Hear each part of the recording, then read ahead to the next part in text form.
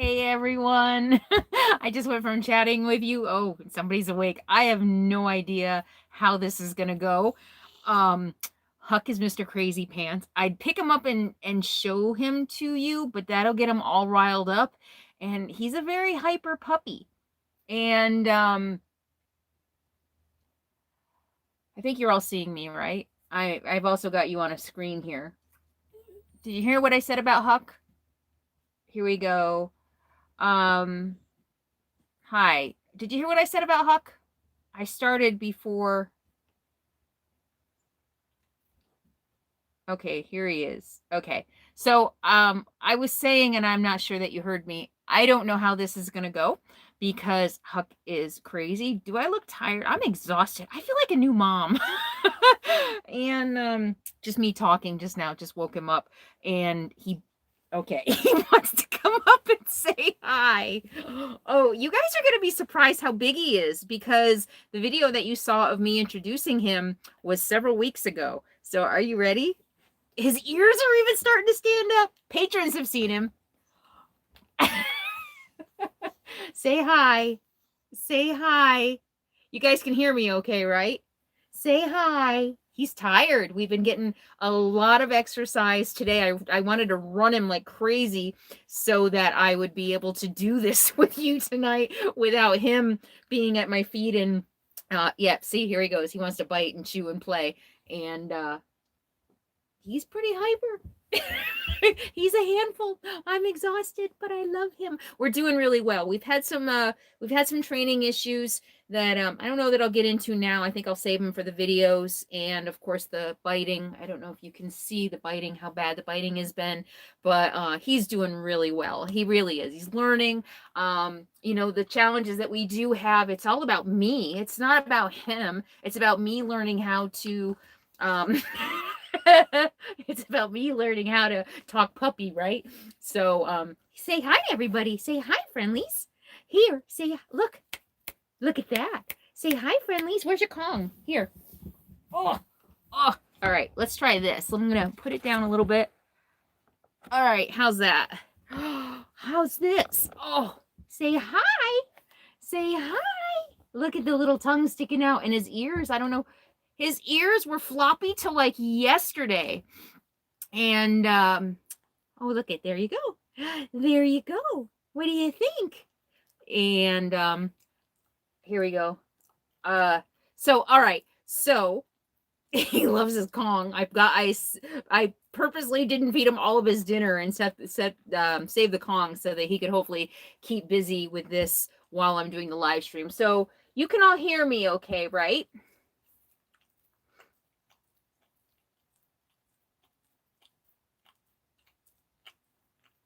You know, I'm already seeing, I don't know. I'm tired. So you might see me get a little cranky tonight if some of the comments make me want to feel cranky. Okay, anyway, I'm going to put him down. Here you go, bud. And what I'm going to do is reset my camera. And so how many of you want to talk about the PCT? You guys want to talk about the PCT? I have a lot of questions, and you do. Okay, so let's talk PCT, and then we'll bring Huck back up. We'll see how this goes. But I don't. This is having a puppy in an RV is a lot more challenging than I thought it would be. All right, I'm gonna see if I can get him to just kind of fall asleep on my lap while we talk because okay. So PCT. All right, let's see. This is exactly why I had to announce him first last week, right? Okay, so before I get into your questions about the PCT, and I have a lot of questions I'm going to answer. Patrons had a lot of questions, so I'm going to answer those, which I'm sure are going to be the same questions that a lot of you have. But so before I get into that, I really wanted to talk about my experience on the PCT, because I think that my experience is a little different than what a lot of you see on videos. And I don't think it's different than what a lot of other people experience, but I think it's different than what's being portrayed in the videos. I also have not seen a lot of people my age doing videos. And so I kind of want to talk about that a little bit first, just kind of give you an overview for any of you who might be thinking about doing the trail, or if you have ideas about what you think is the trail is about. I want to tell you what I want to talk to you a little bit about my experience, and I'm not going to take too much time on this. So basically, though, a lot of you noticed, did I lose you? No. So this is going to be interesting. Hi.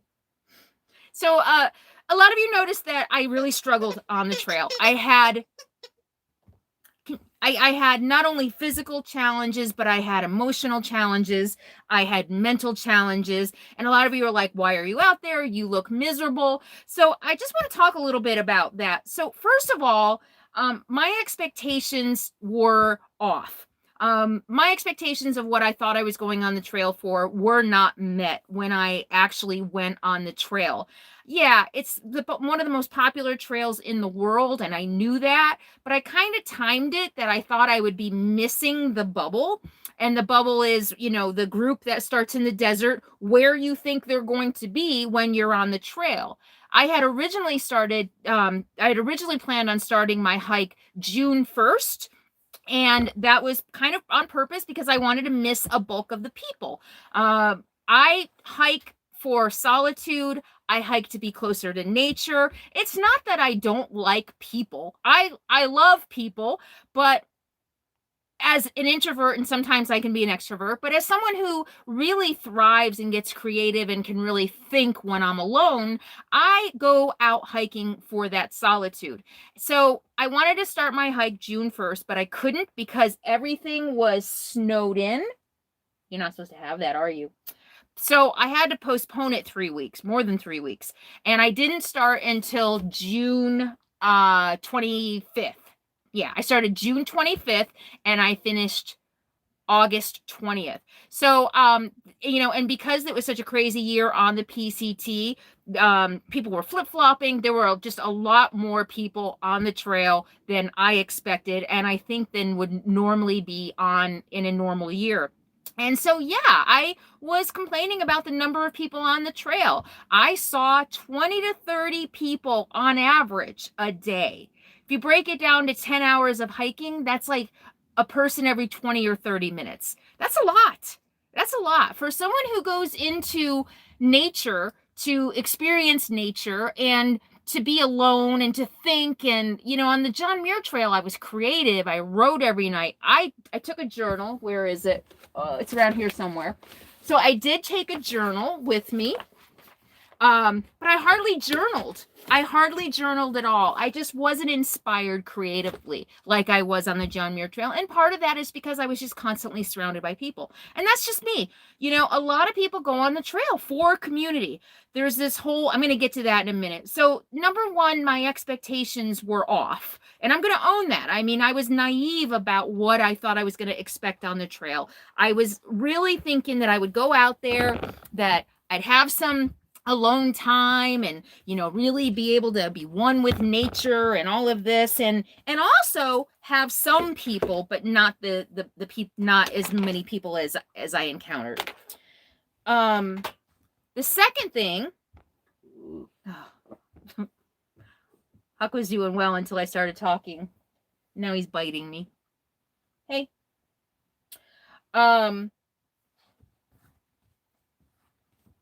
I don't know what I'm going to do about this. So that's number one. My expectations were one thing and the actual experience was something else. The second, oh wow, that's sun setting. I didn't realize you could see that mountain behind me, but yeah, the sun is setting, so it is purple. The second thing about the hike was that I was oriented to the PCT hike this year completely differently than I was to the John Muir Trail. From the John Muir Trail, I'd been living in the Bay Area, living in the rat race, and so and I went off season, so I really did get a lot of quiet and solitude on the John Muir Trail. And I went from one extreme to another, from the rat race of the Bay Area into the wilderness. This time I went from solitude and nature and living on public lands and national forests to a very, very populated trail. And so that was another thing. I was oriented to it very differently. So again, that kind of lent to the experience not being what I wanted it to be and not being what I expected it to be. So does that make sense so far? So, okay, so that was my expectations were way off. Naively thinking that I wouldn't meet as many people as I did. I was chewing on the computer cord. And naively thinking that, and also just oriented to it very differently. I mean, I can boondock and go out and have complete solitude and not see another person for 2 weeks. So that was very different. The third thing is that I really didn't expect the Pacific Crest Trail to be, and toward the end, I realized it was an interstate. A lot of people. And remember the day that I went off trail? Here, look at that. Remember the day that I went off trail and found that secondary trail?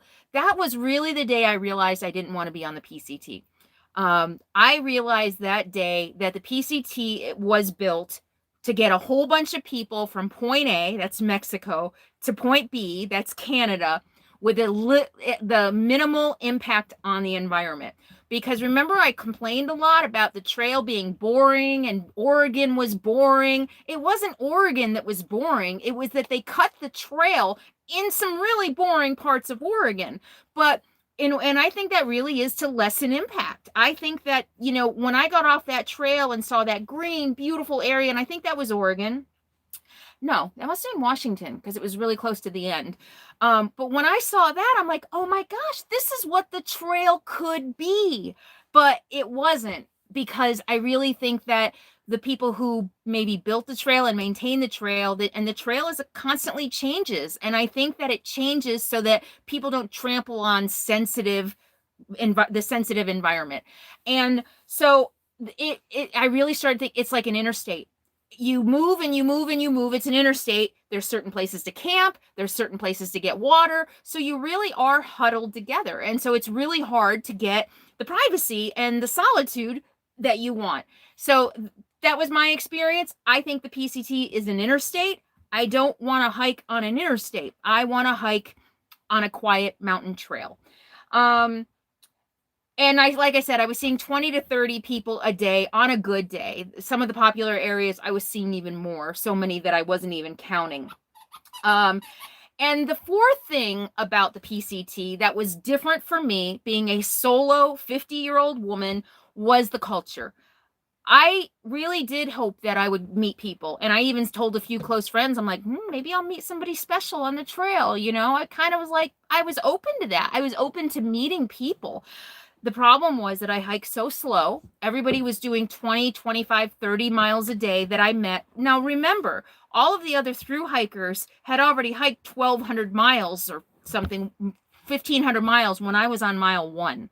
So I was on mile 1 struggling to do 10 miles a day. They started in Mexico. They'd already been on the trail 2.5, 3, 4 months, 2.5, I guess. Yeah, 2.5, 3 months.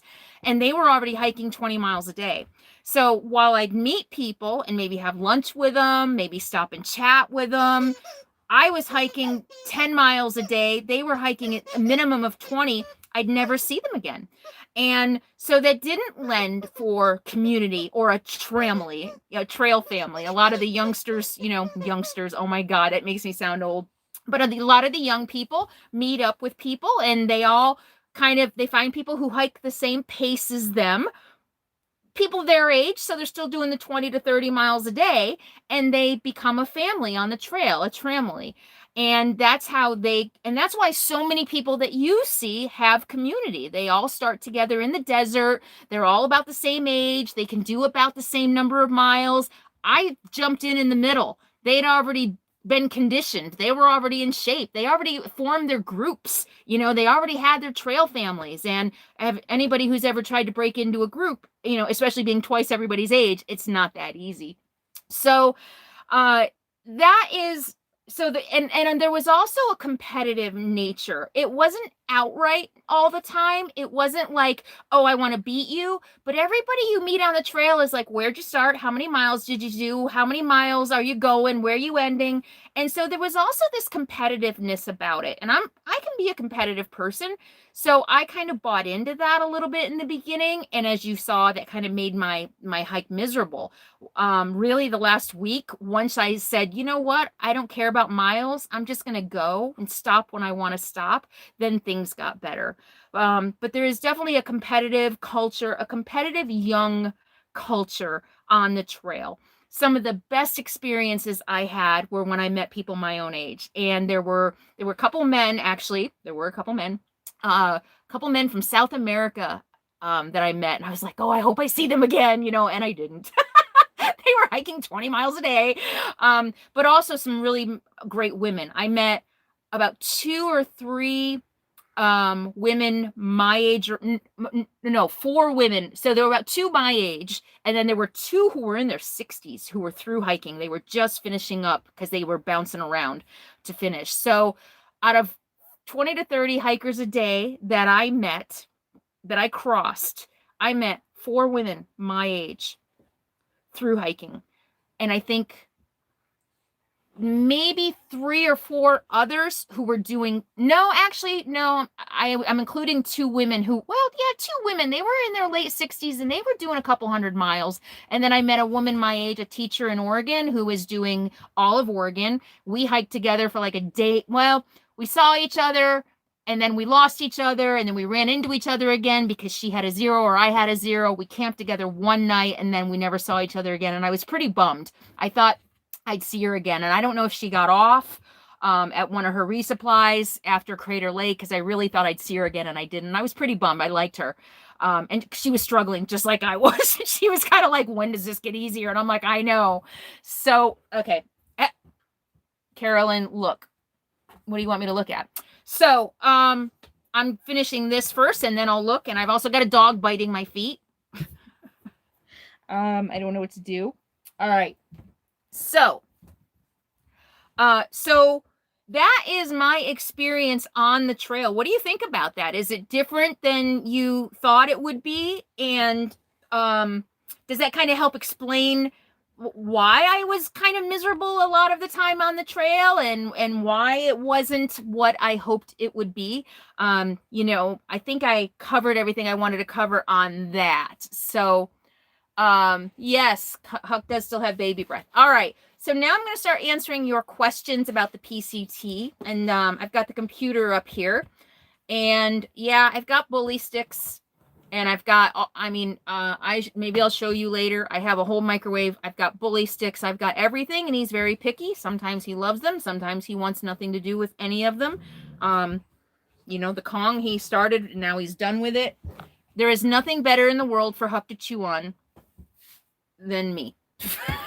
It's just the fact of life. I don't know if you've had a puppy before, but one day he likes one thing and the next minute he liked these edible Nylabones, and I don't care. At this point, I don't care.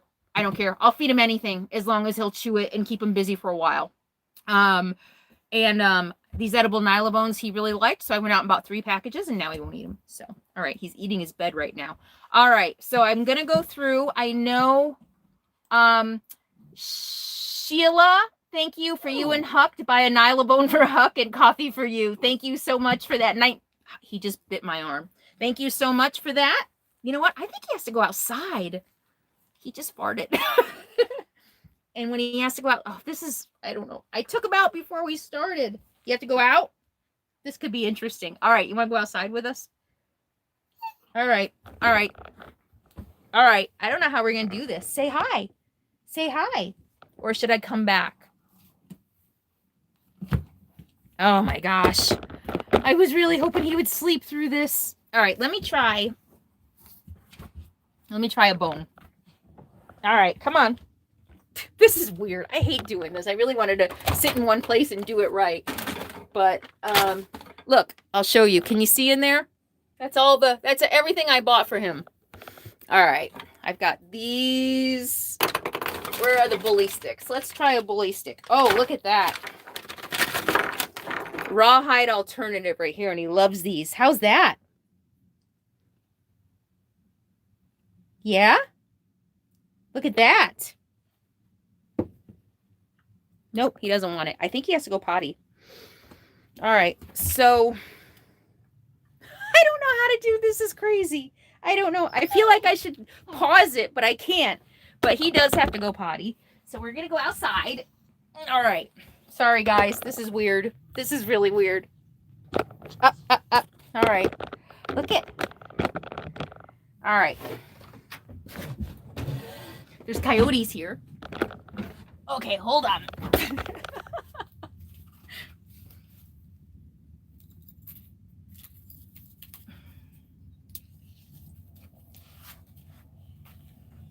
Okay. All right. So while he's going to the bathroom, I can answer your questions here. Pig ears. Yeah, I haven't found any pig ears yet. I was looking for them the other day and then I forgot. But the pig ears, you guys are saying. So you want to see where I'm camped? It's pretty here. Very pretty. I am in the desert. It was, I was in Reno 3 nights ago and it was 11 degrees. Yeah, at night. And so I had to stay in an RV park or campground a couple of days to plug in. One night was 11 degrees and one night was 16. What the heck?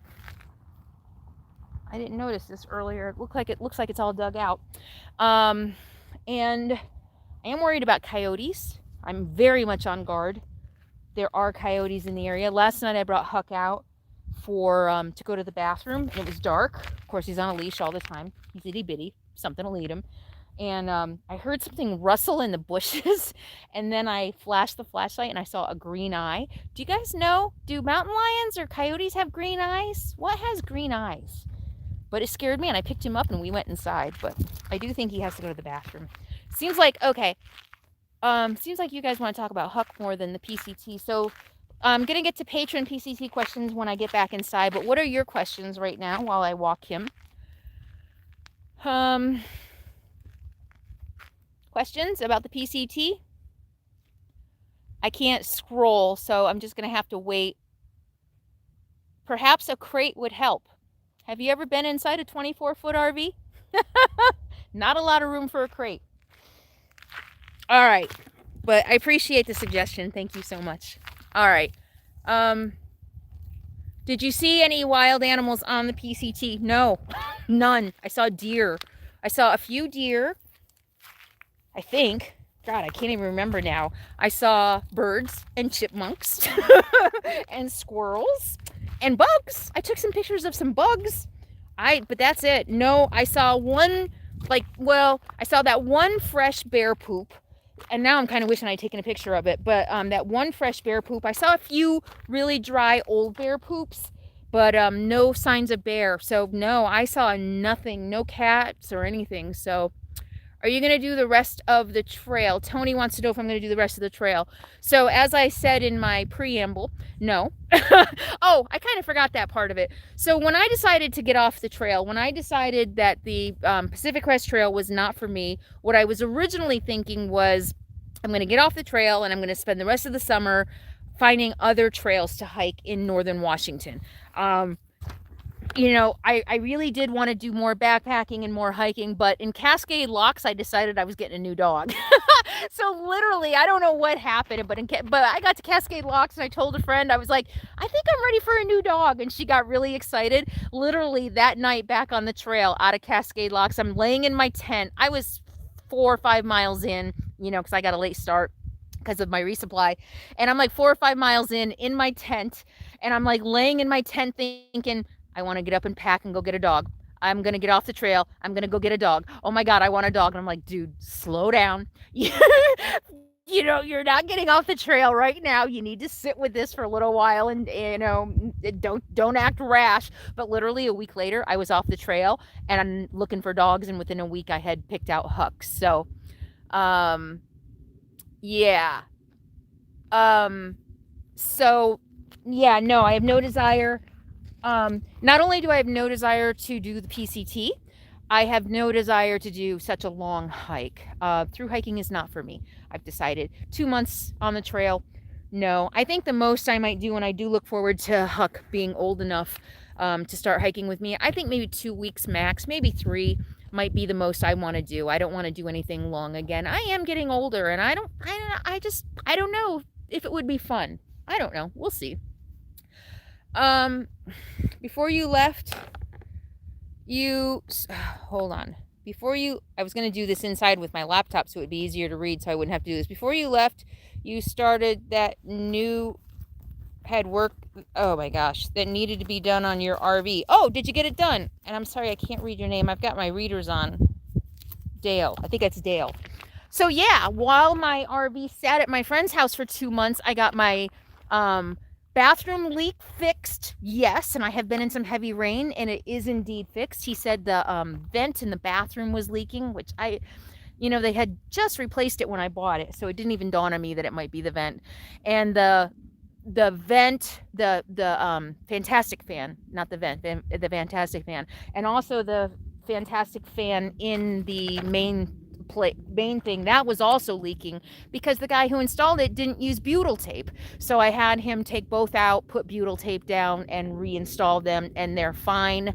My water pump was leaking, so he replaced my water pump. He fixed my screen door, and I think that's it. So yeah, I got some work done while it was, it was sitting for 2 months, so I had him get some work done on it. So that was nice.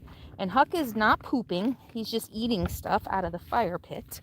Did I lose you guys? We have 1.1 thousand people. Woohoo! And only 175 thumbs up. You guys need to do some thumbs up.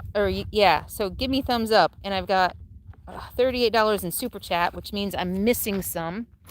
I'll try to look it up when I get back in the rig. You guys, I'm not seeing your comments. Did I miss you? Or did I lose you? Nope, there you are. All right. Okay. Gear review. Yes, I'm going to do a whole gear review video. I'm going to do one both on my boots. So I'll do 2 separate videos. While I was on the trail hiking, I thought I would do a 500-mile gear review and a 1,000-mile gear review, but now it's just going to be a 500-mile gear review. And I will also do a review on the boots. I might answer some of your questions about boots tonight. Okay, I need to get back inside. He hasn't gone poopy, but so other questions. Let me see. Did I take anything to read? I had my cell phone. That's what I used for my camera. So I read stuff on my Kindle on my cell phone. I read, what was that popular book over the summer that everybody was reading? Crawdads Sing or something like that. I read that. But then I started having problems. So a patron asked me this question. Sorry, I don't have your information with me. But no, it was April. A patron asked me if my Anchor battery bank was enough. And I bought the 10,000 KWH whatever. I bought the 10,000 and it was not enough. I was not able to do hardly any editing on the trail because the editing software ate up the battery on my phone, and the little Anchor that I bought because I wanted to save weight only charged my phone like 3.5 times. So I wasn't able to do a lot of reading because I was using my phone to read, to shoot, and to edit. Didn't think about that. So I actually sent the last, what was supposed to be a resupply, but was where I finished my hike. I had ordered a new Anchor, a bigger one, so that I could get a lot more charges out of it. It weighed almost a pound. I actually have it. I had a new pair of boots and a new power source sent to Trout Lake for the rest of my hike so that I could do more editing on the trail.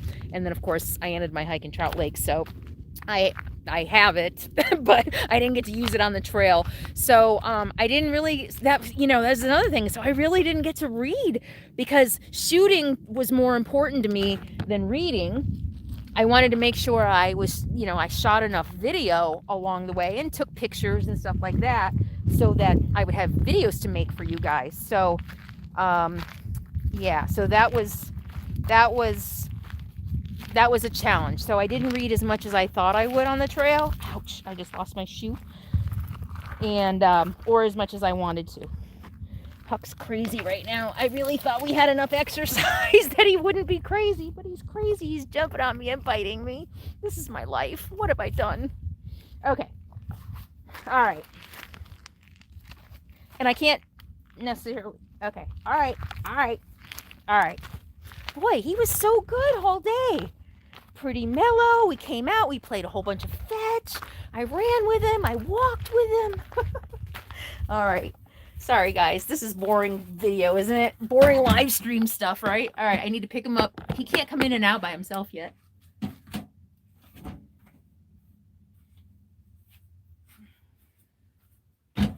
All right. Hi. All right. All right. I don't know what I'm going to do about this. Hi. I actually do usually pen him off in the kitchen. I could do that, but he's going to whine for a while, and that might be, what's the word I'm looking for? What's the word I'm looking for? Disruptive. That's not the word I'm looking for. But I'm going to try it. It's better than him biting me. Right? So this is what I do. Hi. Okay. I really wish I could just pause this and then come back to you guys. I don't like living my life like on camera like this. This is weird. This is a little too real. Huh, bud? All right. I'm going to try this. We'll see how it goes.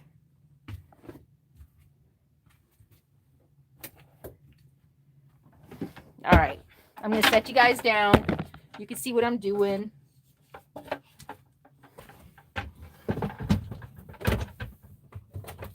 Actually, I should say, okay, this is a commercial break. Go get a drink, and I will be back in a minute. How's that? All right, yeah, go get a drink. I'll be right back. Hi, bud. Hi, bud. Hi, bud. Here you go. Good boy. Good boy. Want to eat?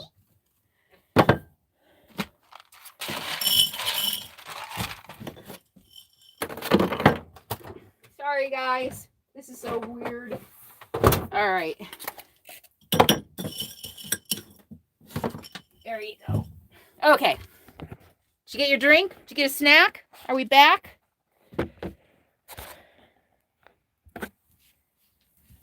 Give him his Kong. All right. Let's try this. All right. We back? Sorry about that, guys. I hate this.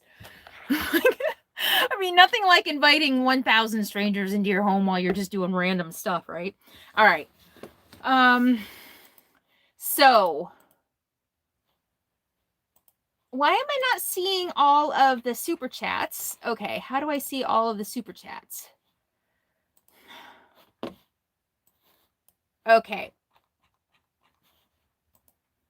All right, here we go. $10 from Gone. Oh, hi, Gone with the Kale. Thank you for filming your inspiring adventure for all of us to enjoy. So totally proud of you. Thank you so much, Gone with the Kale. It's really nice to see you here. I'm really glad I didn't offend you. I offend. At some point in my YouTube career, I have offended just about everybody. But I'm glad that you were able to understand the spirit of my vegan police. They live inside of my head. I mean, it was all meant to make fun of me as much as anybody else. But so thank you. And how come it's only showing me top chat? So I am so sorry. Okay, here we go. If I missed your chat while I was talking, it's weird. I don't know why it won't show it. Won't show me the chat. Lola, thank you so much for saying that. She says, I love that you're always real. All right, so PCT questions. Let me see. Olivier Millot, I think she's French. She's a patron. Asks me, what is my best memory of the hike and what is my worst? So my best memory was the day that I found the lake and I had it all to myself. And I probably spent an hour and a half there just leaning up in the grass up against that big log. And I went for a swim and I was able to clean off. I mean, like a really brief swim. That was just a really good day. That was toward the end of my hike, so I was really kind of relaxing into the hike. When I started editing the videos, I looked at the last week and I'm like, I shouldn't have quit. I shouldn't have stopped. that was like, I'm looking at it now and making the videos. I'm like, I was just starting to get into the swing of things. You know, I was just starting to kind of get into the rhythm of the hike and kind of just enjoy being out there a little bit more. But still, it was still just too many people. And still just, besides, you know, there was more to it than the physical. So that was my best moment on the trail. My worst was the lava rock, you know, just a lot of that hill going up. Remember that really, and I was like, what the hell? And at the end, I was like, that's right, ladies and gentlemen, I fucking made it. That one, I really think that I shed tears going up that one. There were a few days that I shed some tears, that it was just so physically hard. So there were a few of those. And then the times I had with between the oboes and the marrows, that I had so many blisters on my feet. That was really hard. The blisters, I've never had blisters before. And I didn't edit out the crowds. I just didn't shoot when there were people around. I've said a million times, I don't like shooting when there are people around. So, I mean, if I'm seeing 30 people a day, that gives me lots of opportunity to shoot when there's nobody around. But you can see me in some of my video, I'm looking around, and that's part of the reason I couldn't relax, is because I constantly felt like people were coming up behind me. Ask anybody who came up behind me. Now, this is a funny story. Anybody who came up behind me, there is no good way to come up behind me. So I had this one young girl. Oh my God. I don't know what she was thinking. She literally came running up behind me, and I turned around and screamed, and she was like this far. And she was like, oh, I'm sorry, I was trying not to scare you. I'm like, you're trying not to scare me by running fast up to me and getting this close to me? But there were also, Kathleen Huffman, thank you so much for the $5 super chat. But there were also people who would say, hey, just want to let you know I'm coming up behind you. And I would still scream. So no matter, I was kind of always on guard, looking around to see if somebody was coming up behind me. And yet every time somebody came up behind me, I was totally surprised. There was one guy, I can't remember where or who it was, but there was one guy.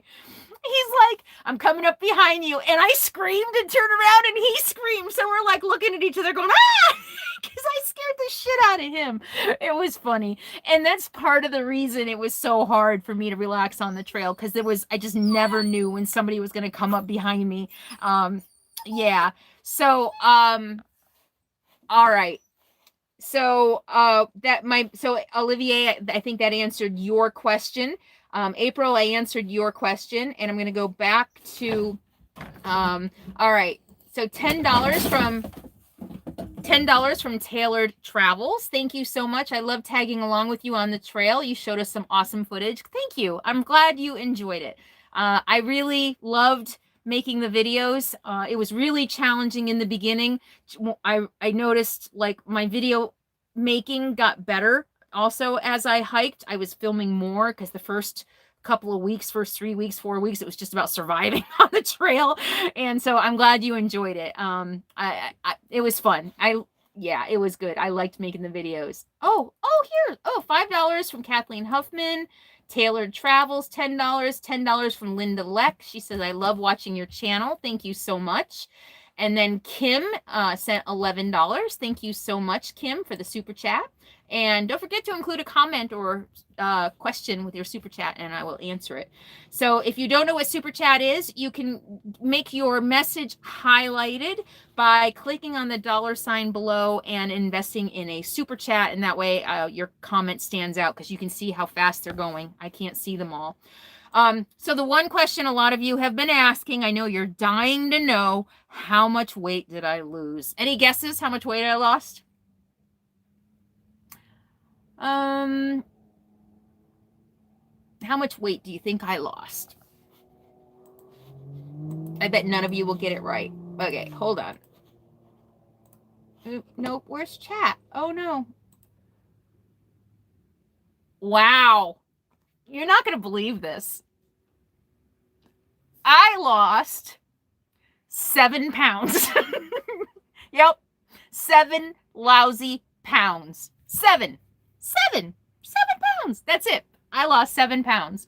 So I didn't do measurements, of course, before I went. I definitely lost inches. I mean, and a lot of you asked, was I actually able to bounce a quarter off my ass when I got back? And no, I didn't try, and I doubt it very much. I've never been able to bounce a quarter off anything on my body.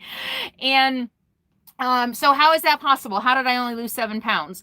Well, I'm a 52-year-old menopausal woman. Ask any 52-year-old menopausal woman how easy or hard it is to lose weight. I mean, this is true. I mean, I don't know. I didn't really lose a lot of weight on the JMT either.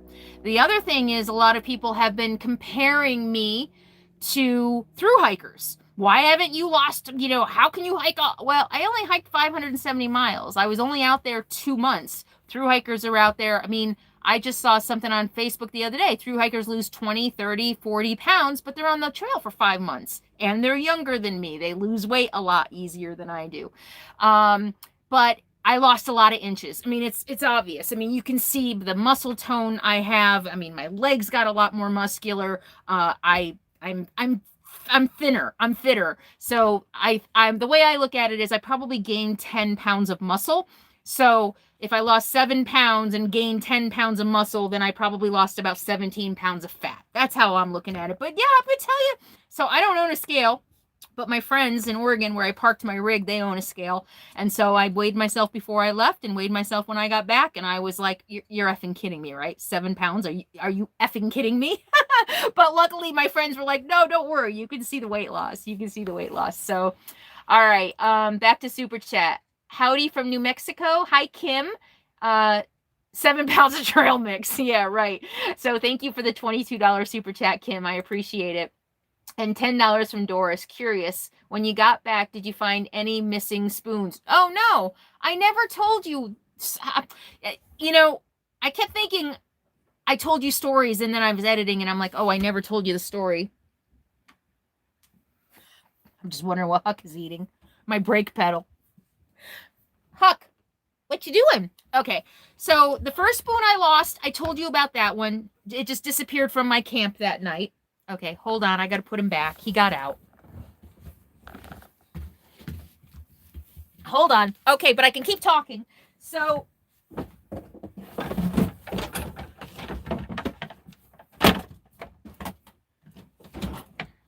okay, back. Sorry.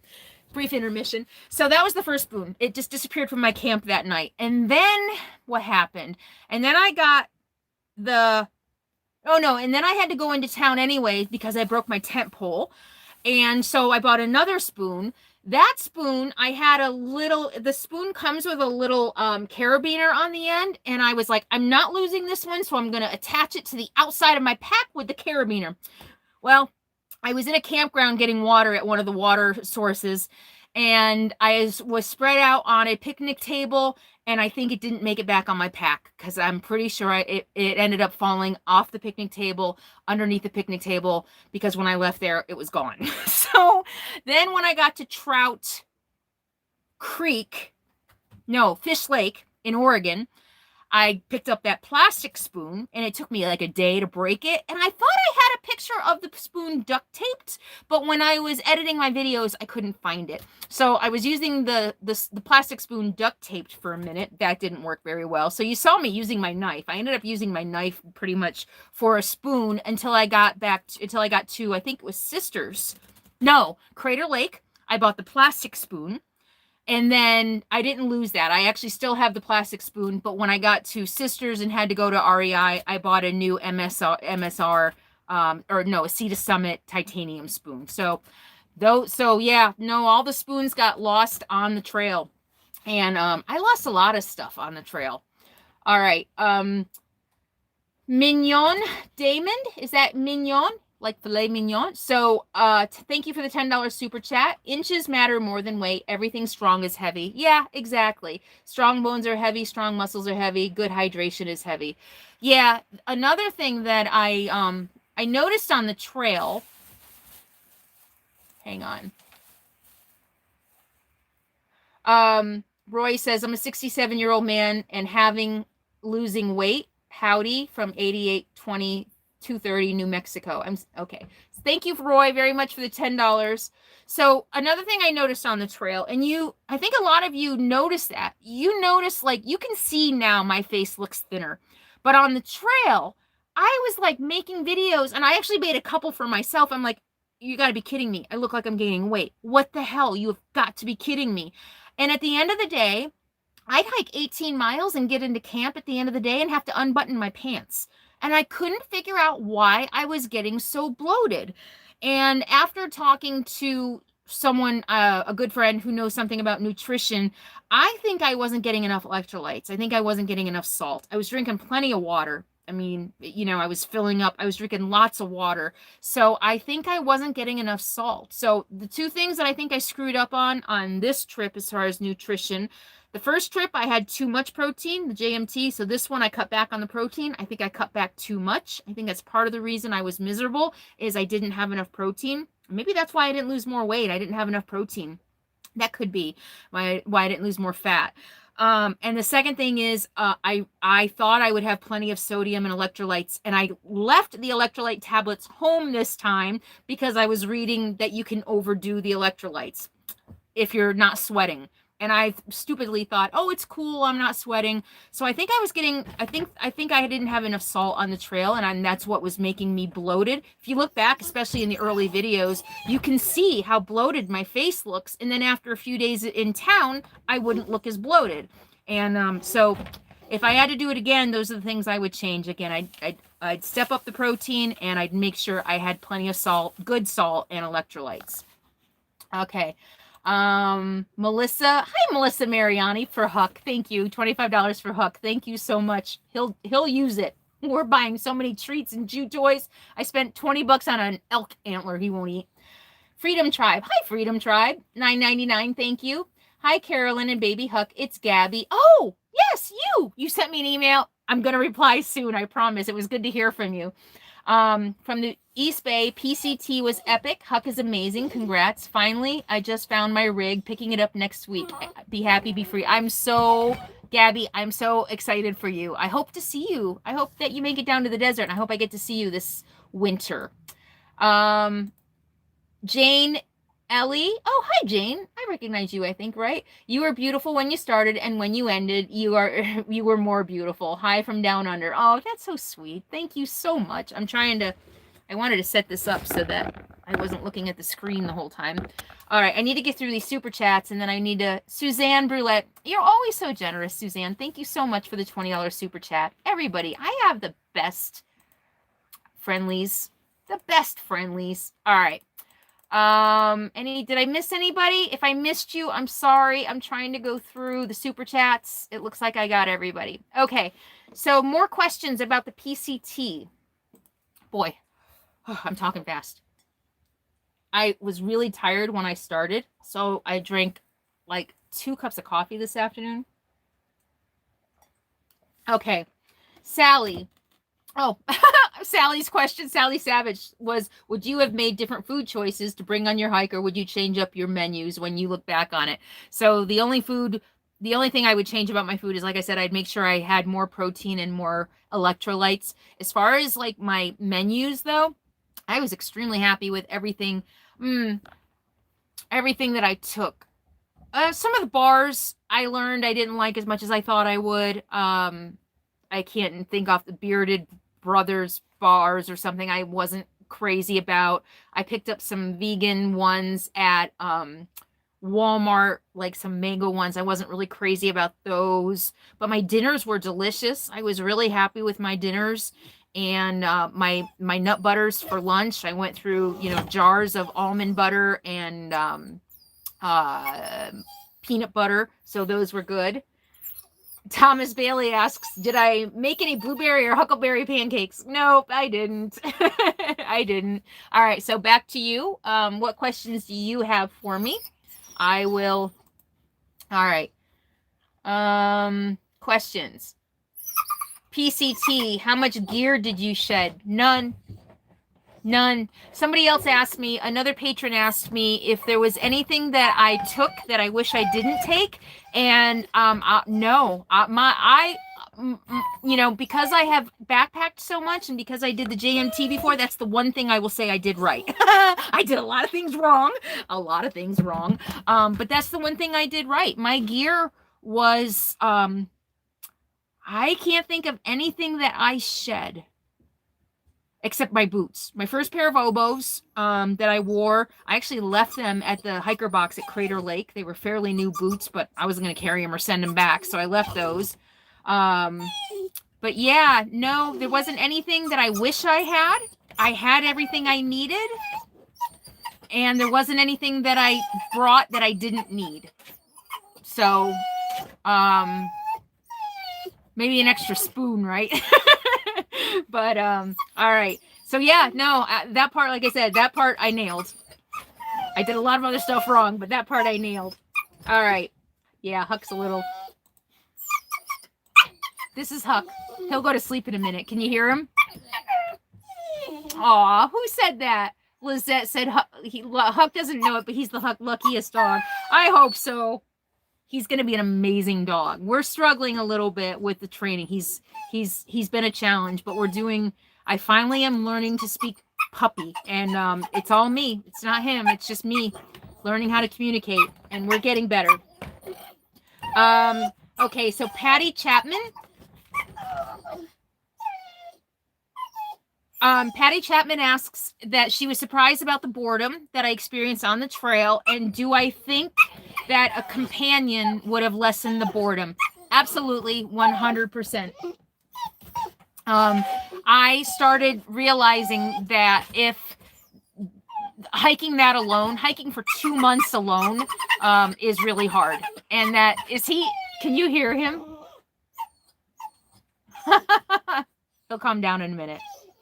I definitely think that doing a hike that long, you need a companion. I think that would definitely help with the boredom and also the motivation and helping maybe get out of funks and stuff like that. I mean, I had nobody to rely on but myself. When things hurt, when the uphills were getting too much, when I was lonely, I had, 26 days before on the John Muir Trail, like I said, coming from my busy, hectic Bay Area life was a completely different story. But I spend so much time alone now, going out on the trail and being alone, but not being alone, that was a challenge. That was definitely a challenge. I don't know. I might try to do, I said earlier, I would never do a long hike again. I wouldn't do a long hike with a dog. No, I don't think through hiking with a dog is not something it's not something I want to do. My Charlie hears Huck and he's looking for him, Lola. Yeah, he's going to calm down in a minute. This is one thing I've learned about raising a puppy is he's got different kinds of energy. He's got physical energy, and then he's got the anxious energy. And I have really found that this pen is the best thing for him. It forces him to just calm down. He's already calming down. He'll just go and go and go, and all this nervous energy. He needs nap time. So, this is what I do when he needs a nap. Okay, back to Melissa. Okay, Suzanne. $500? Holy, wow. Was that a mistake? Loved your journey. Your ranting was so funny. Your experience was such a gift. Love, love, love your spirit. That's 500 Canadian. Oh my God. Thank you. I think that was a mistake. I hope. Thank you so much, Paula. Thank you, everybody. This is amazing. Thank you all so much for supporting my channel, helping me do this for a living. This is awesome. Thank you. All right. Sandra Poteet, thank you so much for $25. Love your channel. You were the first RVer that I started watching. Good. Thank you so much. I appreciate that. Paula, I know, right? Everybody's like, Paula, you're very generous. That's amazing. Thank you so much. Yeah, it was. I'm up to $628. So thank you so much, Paula. All right. Questions? Awesome super chat. Yep. And you didn't even have a question. Thank you, Paula. All right. And thank you, Sandra Poteet. Love your channel. You were the first RVer. I read that. You're also awesome. All right. I want to get back to your questions, though. Lori says you're worth it. Thank you so much. That's really nice. I hope my videos are worth it. I hope that you all just continue to be inspired by me sharing my life. And I said in my very first video that I wanted my videos to show you that if I can do it, you can do it. I mean, look at me. 52-year-old overweight woman, former drug addict, alcoholic, who's made every mistake you can possibly imagine in my life. I mean, really. I mean, you name a mistake, I have made it. I always say I learn everything by process of elimination. I learn all my lessons by process of elimination. I do everything wrong first until I figure out the right way. And so, it's really humbling that if I can inspire other people with my life, it means a lot. So I'm really honored that I get to do this. Mwah. Thank you all so much. All right. Where are we? DVG, $10. Thank you so much. Catherine McCoon, thank you so much for your $10. All right, let's get back to some questions. How long have I been sober? I have been sober 10 years. 11 years. See, yeah, 11 years. I've been sober 11 years in December. I have been clean about six. I don't keep track anymore because it kind of doesn't matter. All right. Are you going to put out a t-shirt with Huck as a baby on it? I'll buy it. Yeah, maybe. Probably. Huck needs to go outside now. Yes, long hikes hurt their paws. Okay, questions. Suzanne says I'm the only one she watches. Thank you so much. Okay. I'm not seeing questions. Yes, all of the super chat people are awesome. You know what? You're all awesome. I appreciate everybody being here. Thank you so much. And we're up to 1.2 thousand people, 1,200 people watching. Thank you so much. And yeah, the whole sobriety thing. I did AA in my 20s. The first time I got sober, I was sober for almost 7 years. I spent my 18th birthday in rehab. Or no, my 21st birthday in rehab. So I was in rehab before I was old enough to drink. and then I fell off the wagon when I was 28. I don't know, something like that. I don't remember anymore. And so this time though, I didn't get sober through AA. I got sober through working really hard on my inner self with my therapist, and a book called How to Get Sober Without AA, believe it or not. That book really changed my life. It really kind of gave me new perspective. And one of the things about it now is that it's not about counting days, because it's not about, oh, I don't even want to drink. It's just not a thing anymore. It's just not a thing. So it's not about counting days or counting years or white knuckling it at all. It's just about, this is my life now. Been there, done that, didn't work for me, and this is my life now. So I really literally kind of have to look at a calendar sometime and say, how long has it been since my last drink? And I think it was 2008. Yeah, so that's what I said, 11 years. December 28th, 2008 was my last drink. So yeah, right before I started my company. Okay. Freedom Tribe says, oh, any Bigfoot sightings not on the trail? It was too popular. Bigfoot wouldn't be caught dead on the PCT. All right. Are you going to put out a t-shirt? I already answered that. Watching from Pakistan. Wow, Saeed, thank you so much. Did the water on the PCT taste pretty good? Yes. And I have a theory. Let's see what you think. Oh, let me talk about filter, because there was a question earlier if I used tablets to filter my water. No, I didn't. And in fact, I lost the ones I brought with me. I'm telling you, I lost so much shit. I do bring iodine back up with me just in case, and I lost them. But I just use my platypus inline filter with my bladder to filter water. And most of my water was filtered. I think in one of my videos I showed you though, but I'd fill up my Gatorade bottle and I didn't always bother to filter that. There were even a couple times I meant to filter it and then I found myself drinking it and I'm like, oh shit, I didn't filter this. So I was on the trail for 8 weeks and I had one migraine. I have had a migraine every week, every other week since I've been off the trail. Pretty bad. Since I've been off the trails, my migraines have been bad. I mean, constant. I'm wondering if it's the water. Any thought about that? that it might be, I mean, so that's what I'm thinking. The whole time I was on the trail, except when I was in town, I was drinking natural spring water from natural sources, and I had no migraines. And now I'm getting migraines like crazy again. And my Imitrex is not working. So one of the things I'm going to do soon is go to the doctors, and I might get Botox because they're starting to just happen way too often again. So, okay. Catherine McCoon, Mary Brown, you've inspired me to get an RV, and now I have one. Mary Brown, thank you so much for the super chat, and congratulations on your RV. Would you consider training for the Ironman? No. Absolutely not. And chemicals in the RV. Yeah, Bert, I wondered that too. I wondered, oh, the chemicals, that's right.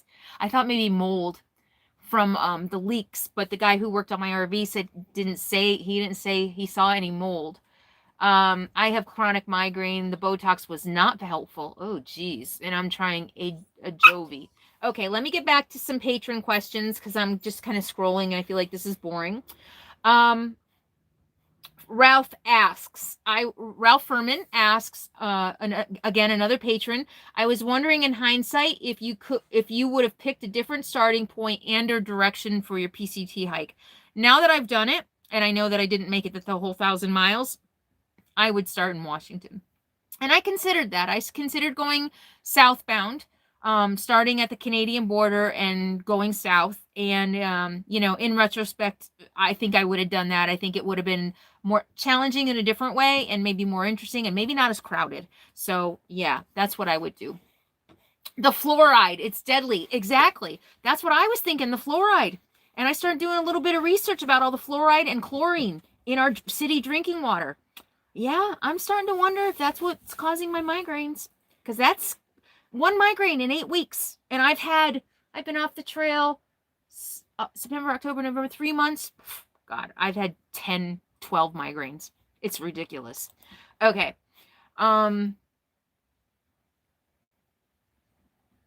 Yeah, I guess I could try a Berkey. Will that get rid of the fluoride and the chlorine? Did my tricks to keep my RV mice-free work while I was on the PCT? So no evidence of ice inside. I just went to get my oil changed recently at Speedy Oil Change, and they pulled out my air filter, and mice had gotten to my air filter. So I guess no.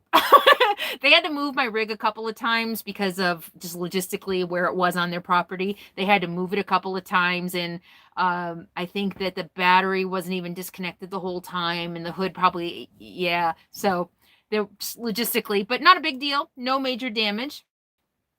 So yeah.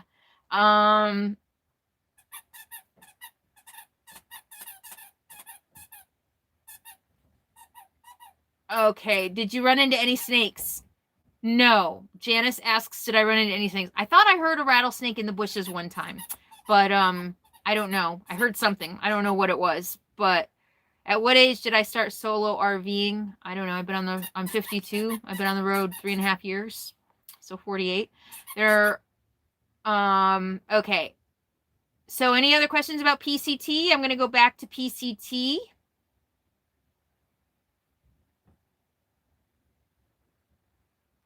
Okay, I'll go back to patron questions about the PCT.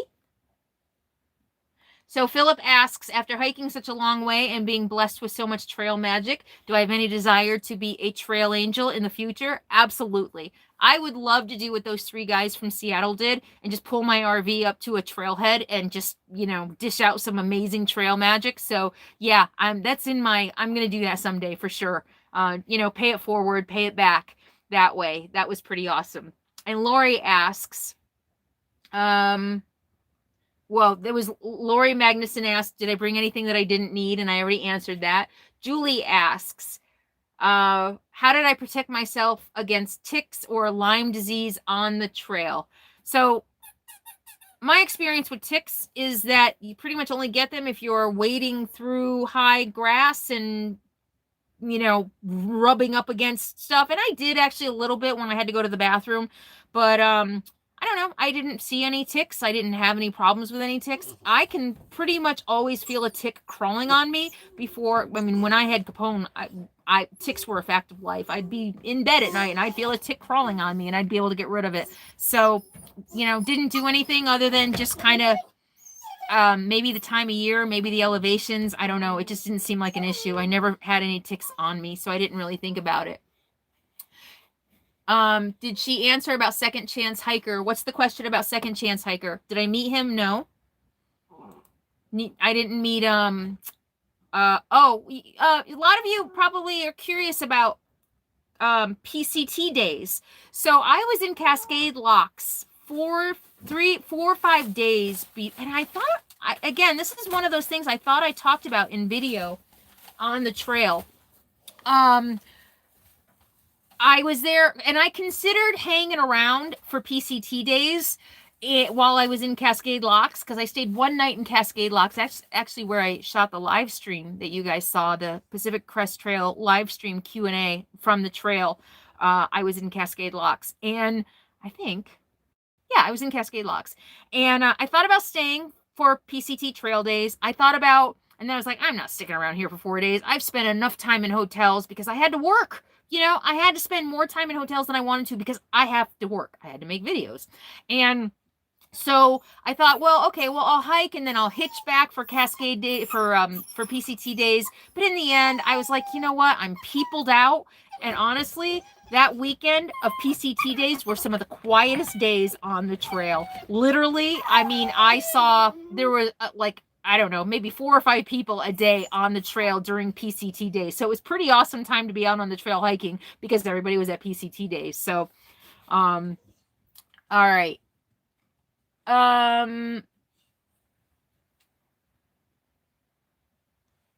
So what books did you read or listen to on the trail? I think I already answered that. I read one book pretty much. That was the Crawdad, Summer Crawdad. Did anybody read that? That was a pretty good book.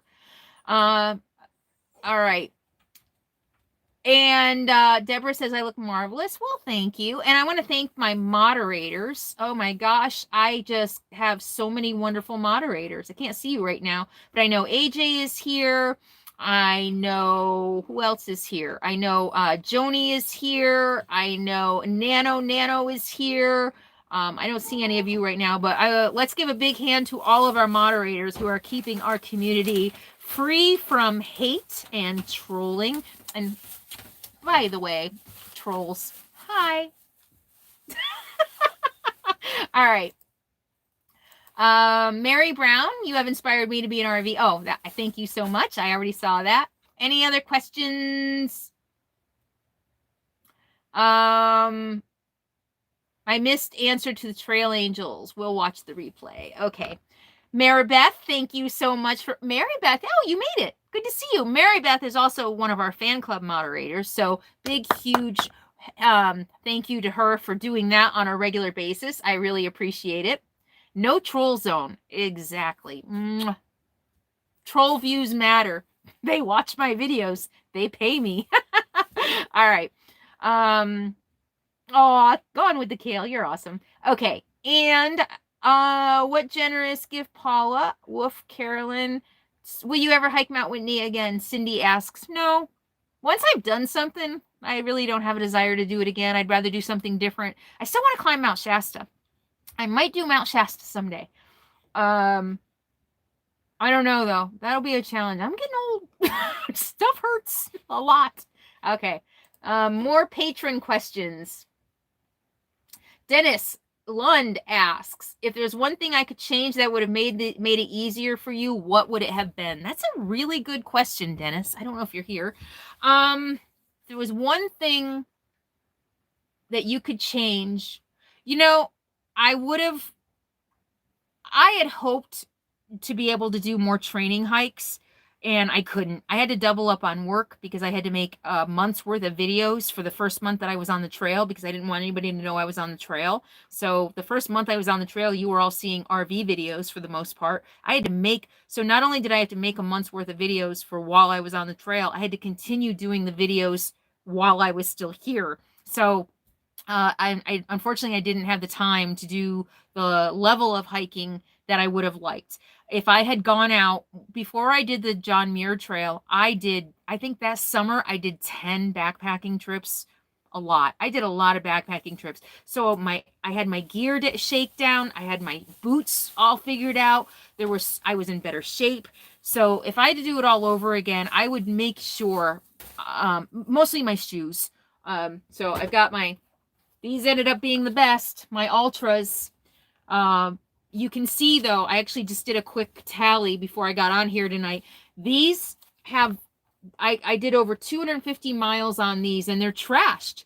So they're super lightweight, and all the ultra, and I'll talk about this in my gear review. The ultralight stuff is not meant to last. And everybody that I talked to on the trail who wore ultras said they didn't last more than 200 or 300 miles. And you can see they're already ripping. They're all pretty dirty. They're pretty tore up for just 250 miles compared to my oboes. These are my oboes that I wore for like 160 miles, and these hardly look used at all. Of course, the tread is a lot different.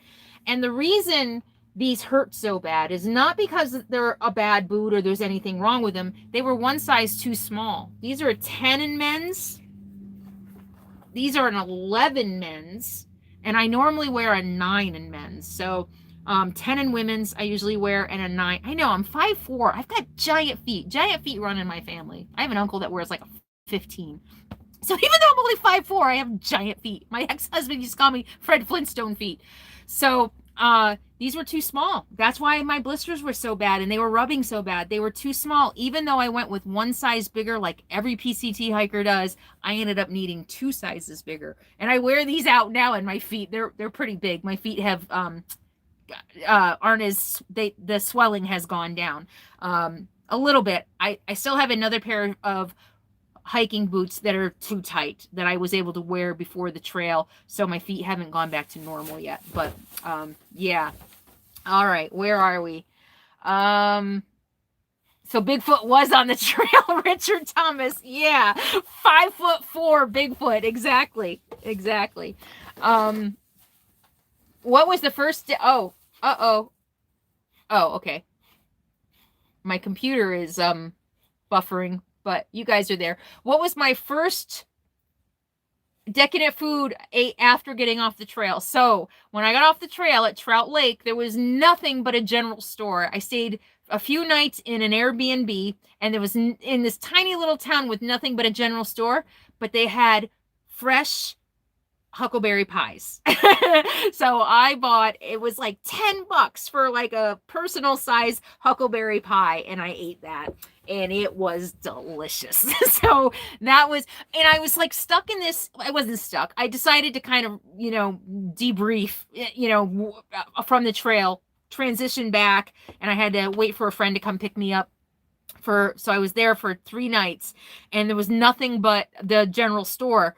And, I do, even though I really wanted a Snickers and I really wanted some ice cream, I didn't want to go way off how I eat. The pie was enough. I'm sure the pie had wheat in it. I'm sure it had butter in it.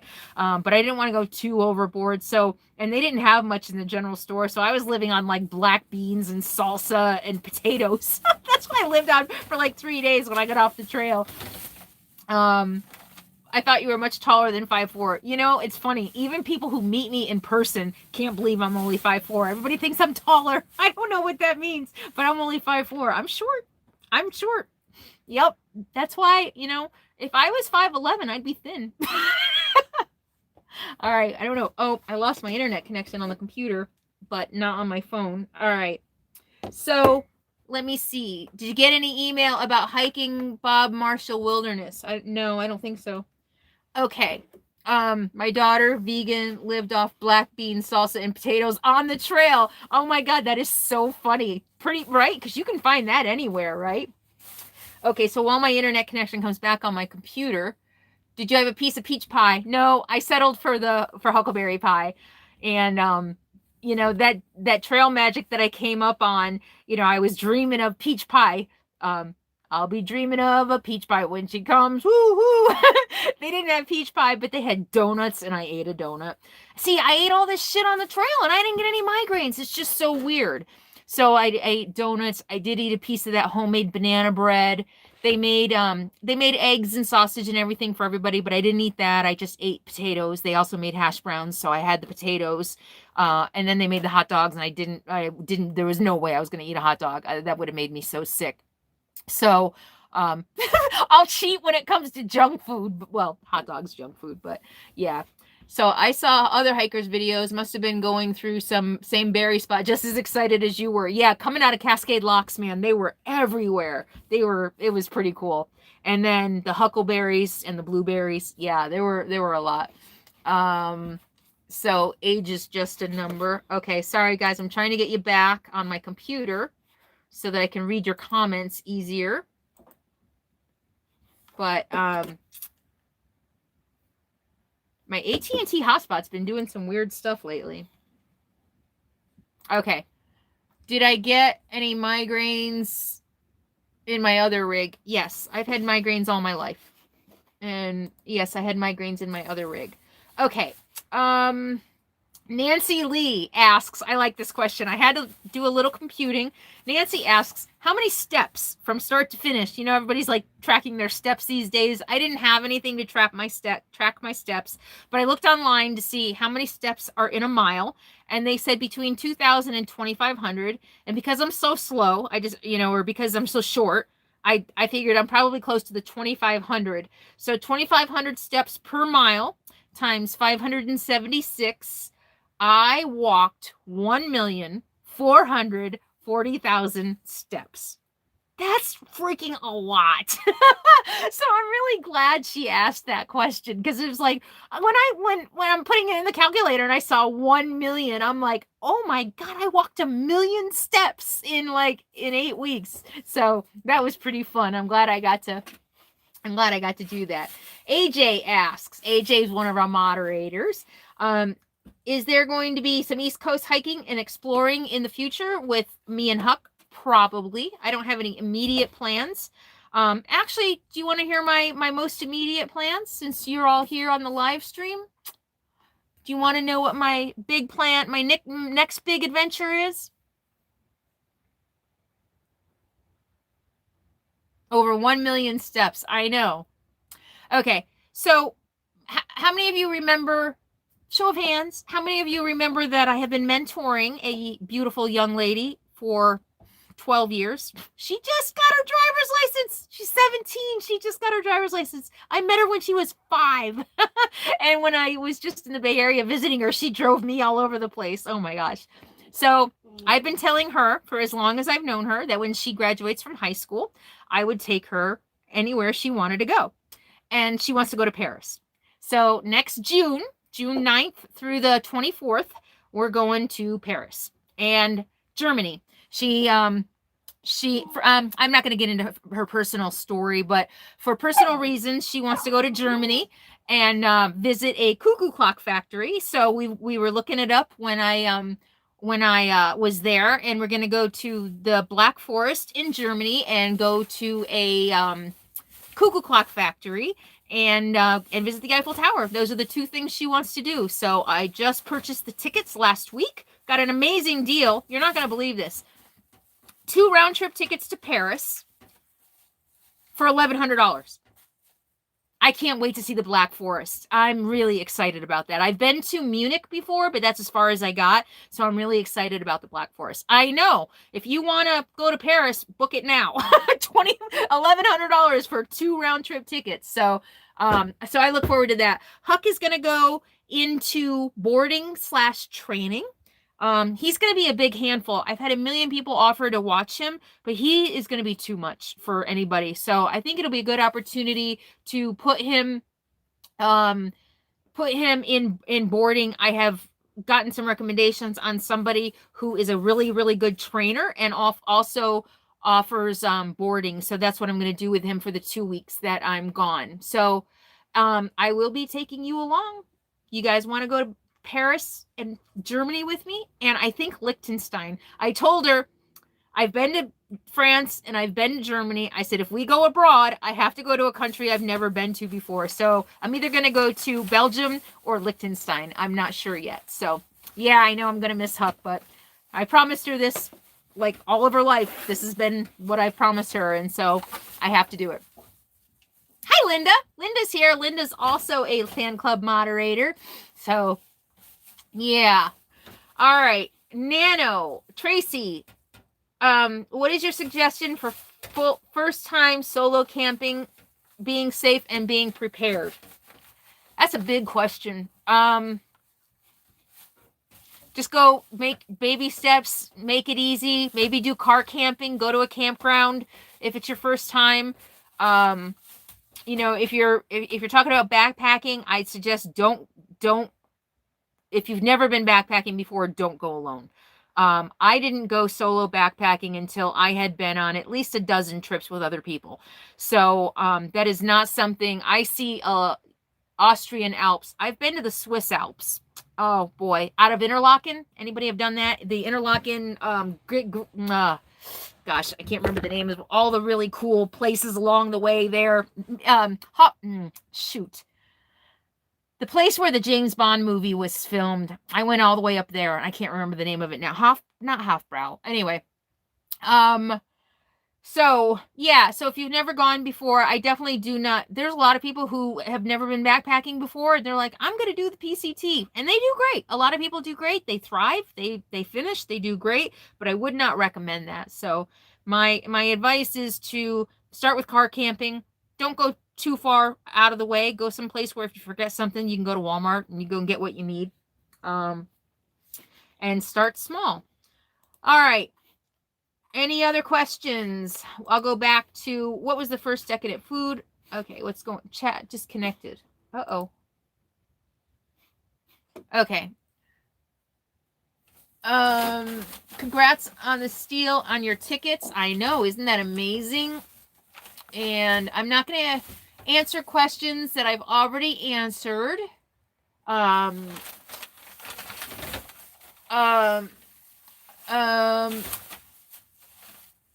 Okay. Am I going to RTR? I'm not sure yet, to be honest with you. Any other questions? Okay, here we go. It's back up on my computer. Besides the few in your videos, did you run across any sketchy people or anyone that got your guard up? You know what? And as a matter of fact, I never told you this story. Remember the guy?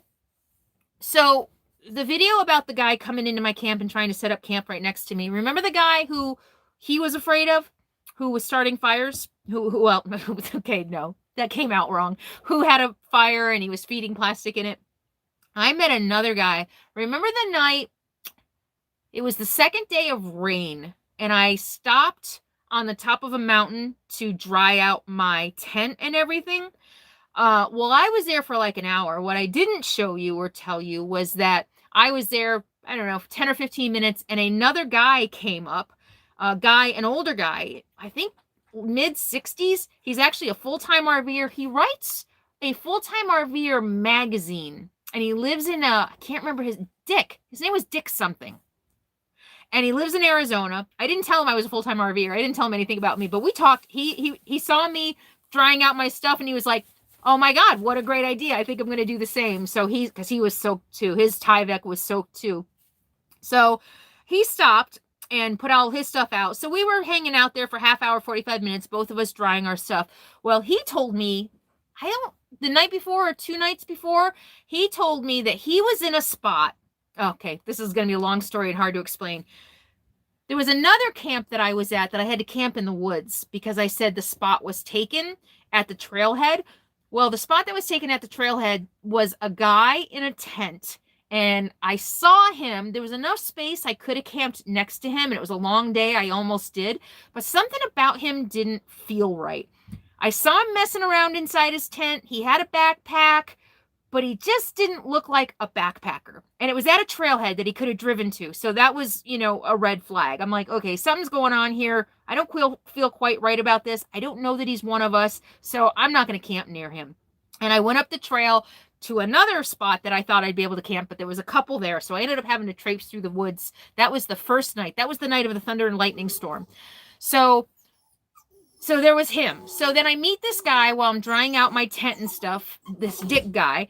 He tells me a story about a strange guy 2 nights before, or a night before, in the rain.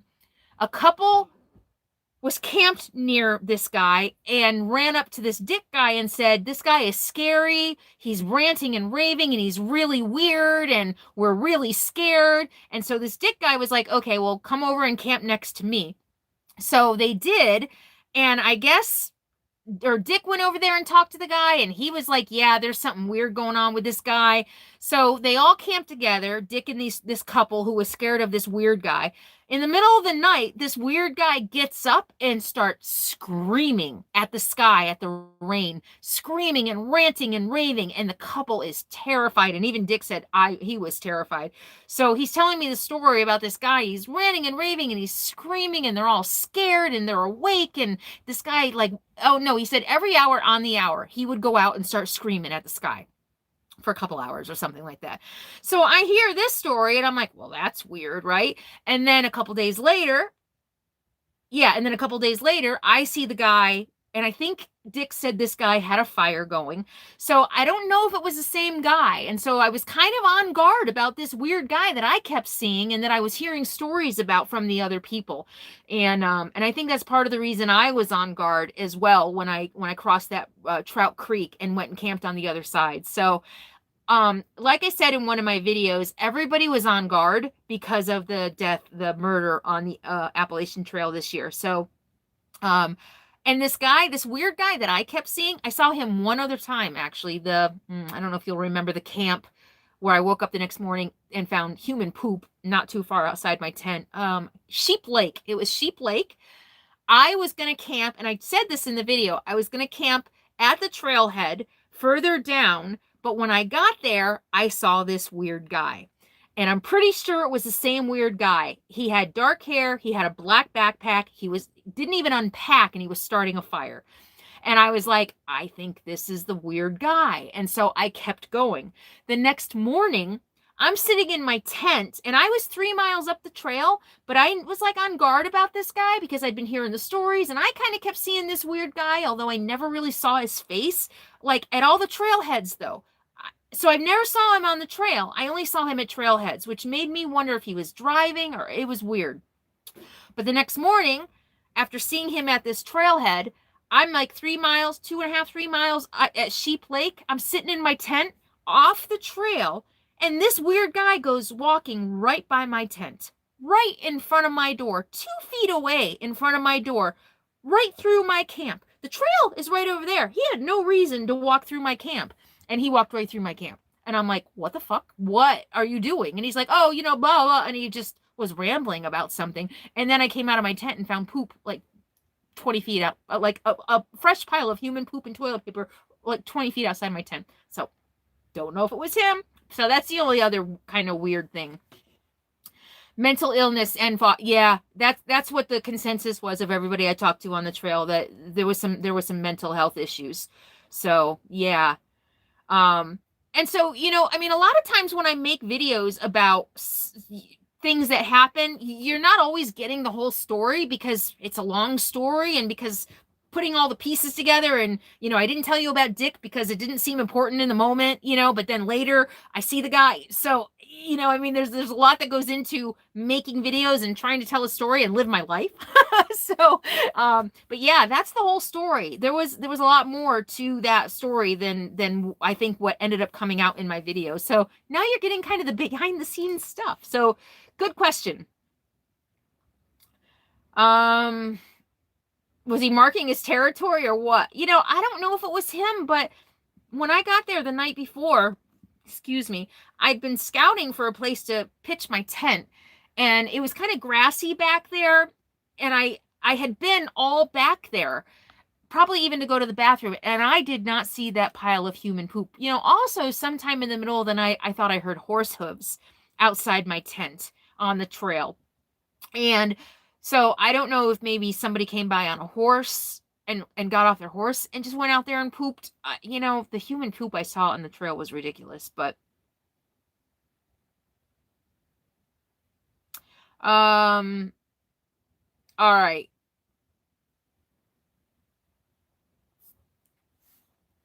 any other pooping was aggressive, right? Weaponizing your poop.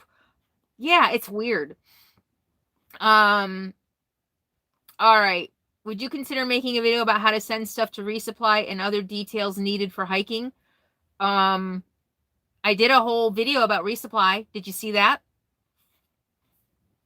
I'm not sure what else I can share. I think it's been done. I don't know that I can add anything to what's already. There's tons of that already on blogs and videos. I mean, it's just a matter of going to the PCT website or Google PCT resupply points and figuring out how many miles you want to do between resupply points.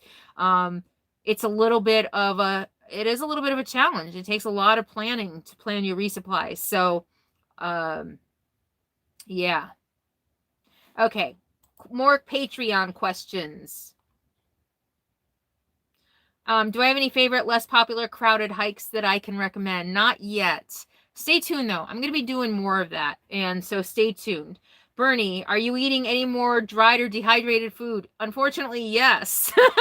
I only did half of my hike, so I did, 11 resupply boxes. When I came back, I had, I think, 5 left. So I have... what is that? 5 times like 7. So I have like a month's worth of resupply food left, including like 30 days of dinners. So I'm eating them. So I'm eating them here and there, but and they're actually not that bad, especially if I can cook them on my stove. They're better cooked on the stove than they were on the trail, because I didn't always cook them all the way on the trail because I was trying to conserve fuel. So cooking them here, they're actually pretty good. Harmony House is pretty good dehydrated food, so they're not that bad. Huck is snoozing. Finally. Took him a minute. All right. That video of getting those boxes packed was intense. That was a lot of planning. that was a lot. And not only planning, it took me like 3 or 4 days. That was a lot of food. Planning 90 days worth of food, or 100 days. I thought I'd be on the trail 100 days. 100 days worth of food. Backpacking food. That was a lot. That was a lot of work. Carolyn, you are a great storyteller. Very animated and very good at storytelling. It's a great ability to have. Thank you, Richard. I really appreciate that. I like telling stories. I should have been a writer. All right.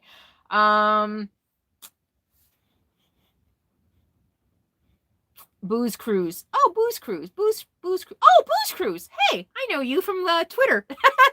Hey, you're new. You're a new sub, and I know you from Twitter. So hey, it's good to see you here. Awesome.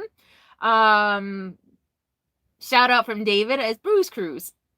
Okay. If you make it back to Sue says, if you make it back to BC, you should check out the West Coast Trail. Only a few days, but so gorgeous. I look forward to going back to Canada. That's for sure. So just how comfortable is sleeping in a tent?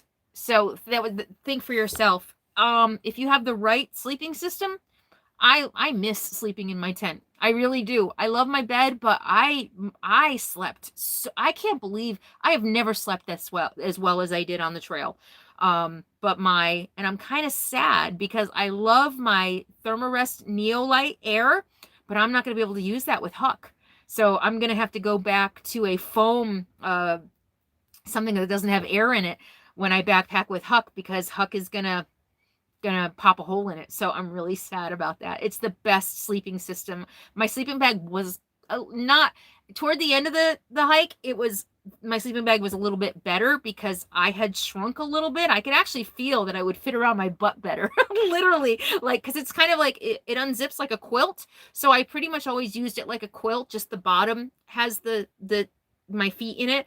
And really toward the end, I noticed I could actually tuck it all around me better than I could in the beginning. So I wasn't as cold, because in the beginning there were a lot of gaps because my butt was big. My butt's still big, but not as big as it was in the beginning.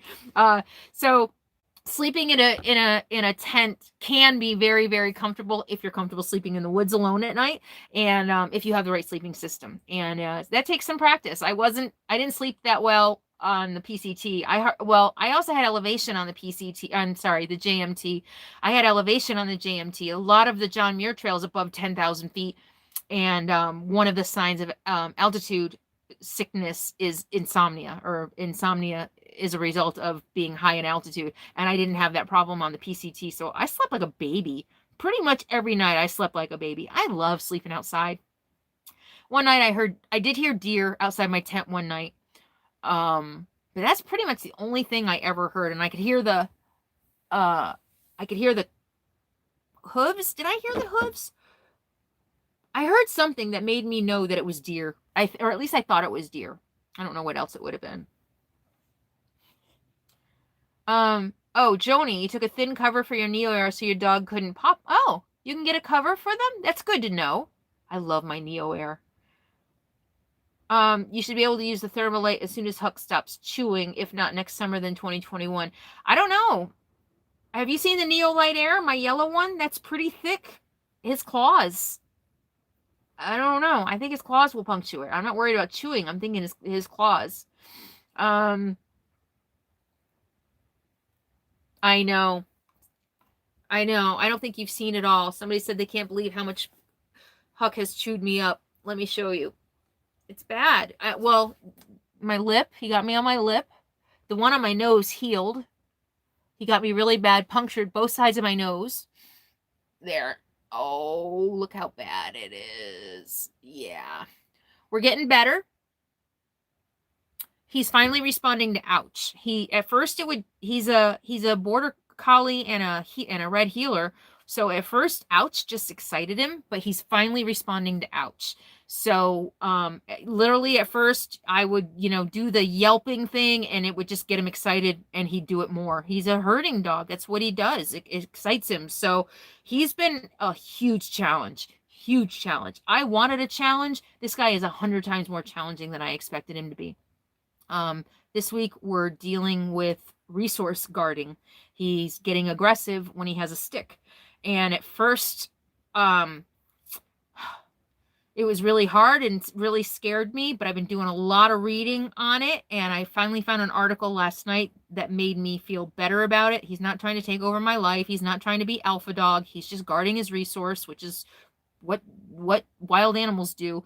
And today we had a huge shift and he did really, really well today. So, he's a work in progress.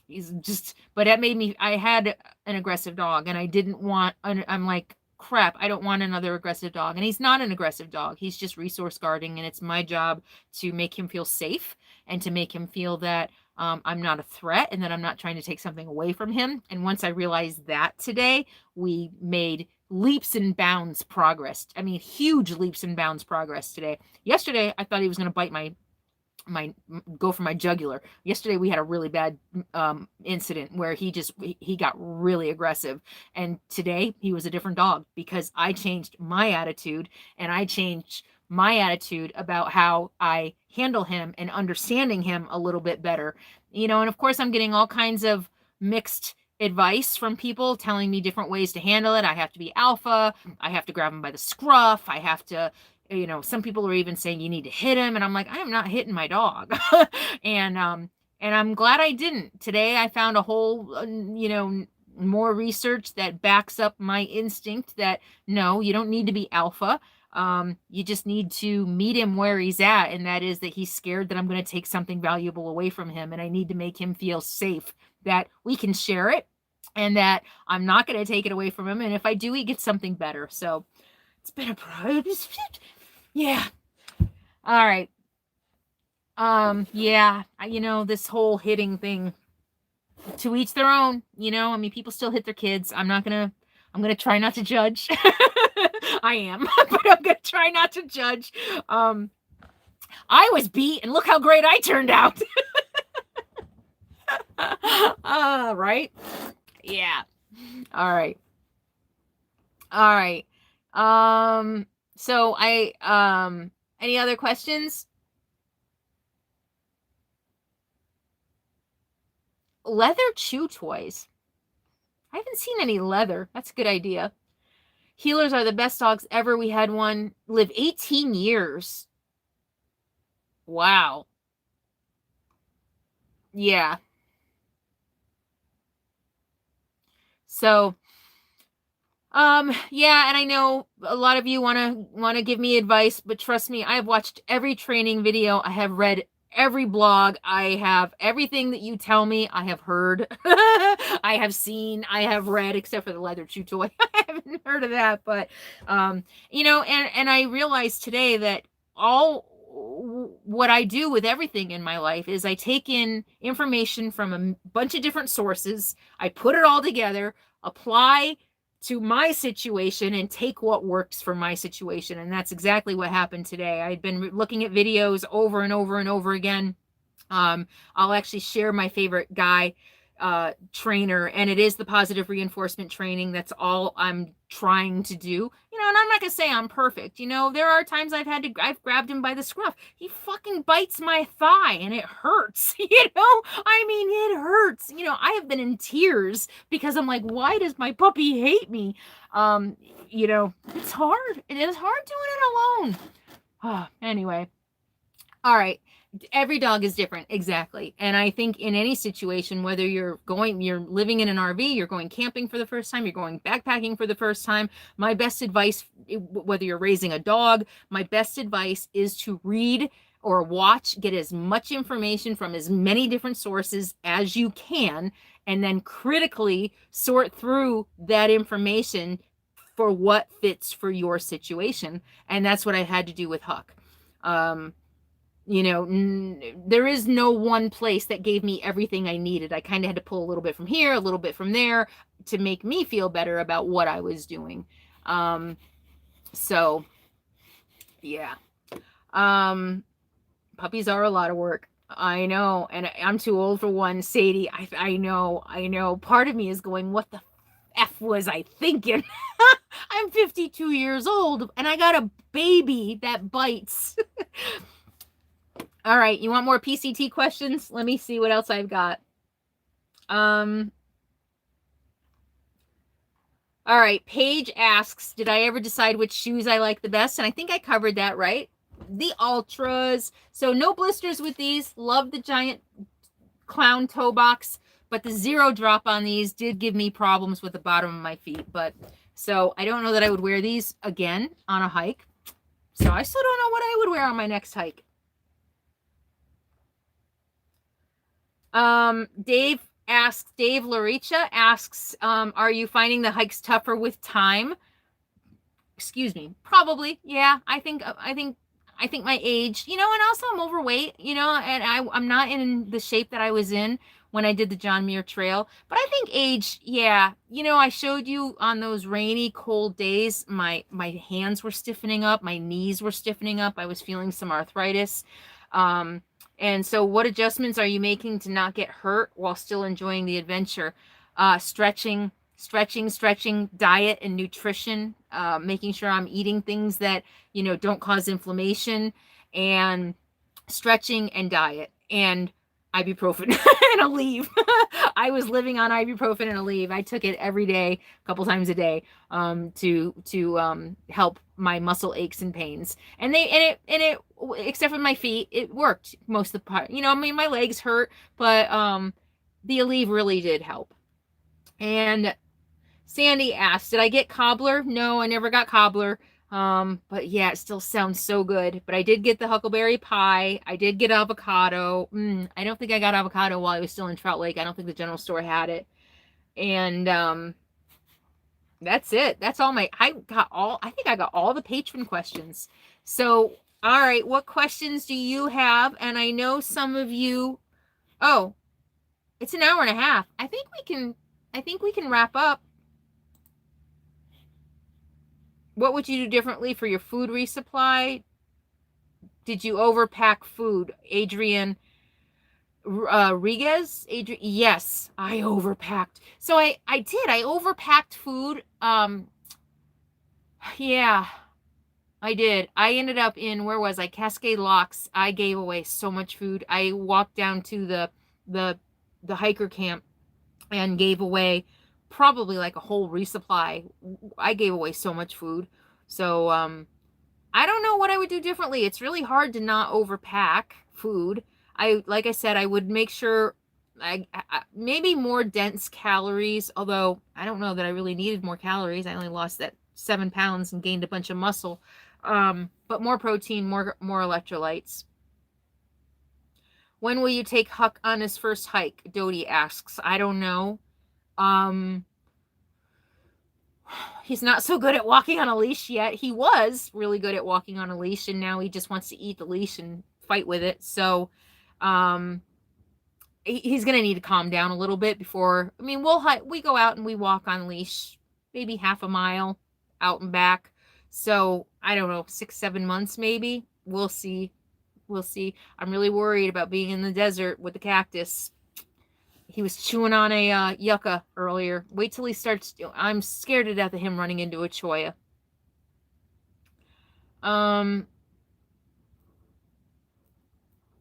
Pamela, yeah, the hikers were thrilled because, I mean, here I was coming with, actually, I met another, which I think she was vegetarian, and I ran into her looking for the hiker box at Cascade Locks, and I was like, I have all this gluten-free vegan food. She's like, oh my God, are you kidding me? Because she was only resupplying at the stores, and she took a lot of my stuff. So a lot of people were really, really thrilled to get my food because a lot of people don't send themselves resupply boxes, especially the Europeans. It's really hard for the Europeans to send themselves boxes. They're not going to send them overseas. That doesn't make any sense. So a lot of Europeans don't send themselves boxes. They just resupply at the stores and the resorts along the way, which means they eat whatever they can get. And a lot of them do normally eat vegetarian or vegan, but on the trail, they were just eating whatever. So there were some people who were thrilled to get my food. I had, gluten-free vegan food, and it was all really, really good stuff, and so yeah, I did make some people very happy. That felt good. And, because part of me worried that it would go to waste, but it didn't. So so that's good.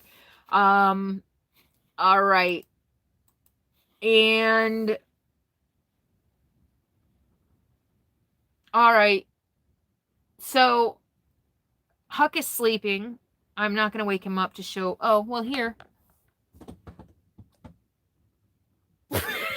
You want to see what he did? Want to see what my life looks like? What did you do over there? What did you do? What did you do? Can you see? Do you see that? He got in the garbage. Oh. All right. I think I'm tired of talking, believe it or not. And I think I'm about ready to sign off. Any last minute questions? Any burning questions? I know that look on his face. You see him? He's kind of like, F you. He's got attitude. He's the perfect dog for me. He really is. I can't wait. He's going to be such a great dog.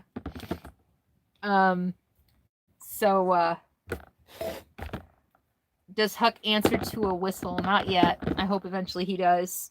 But I know Huck will only do the cactus once. I know. But I was camped. Oh, yesterday he got to play with his first dog, an 85-pound rambunctious lab puppy. He's a year old. And because he hasn't had all his shots, he's 2.5 weeks away from his final shots. I haven't let him be around any dogs, but I know this guy. I know this friend of mine. I know his dog has had all his shots, so I let him play with him yesterday, and it took Huck a minute. He kept running under the rig. He didn't want to. He was scared. I mean, he's scared of dogs. He was scared of people the first couple times I took him out, but by like the end of the day or the next day, they were running around. It was fun, and he was pooped last night. So it was really fun kind of seeing that. And I can't remember why I started that. I can't remember why I started telling you that. Yeah, I know Huck needs to be socialized. I know. I'm waiting for his shots. I just said that. So yes, he will be. Sorry. I'm getting tired. All right. So you all, I think I'm done. I'm like, I can't talk anymore. Did you all enjoy the PCT? And did I answer all of your questions about the PCT? This is kind of a long live stream. I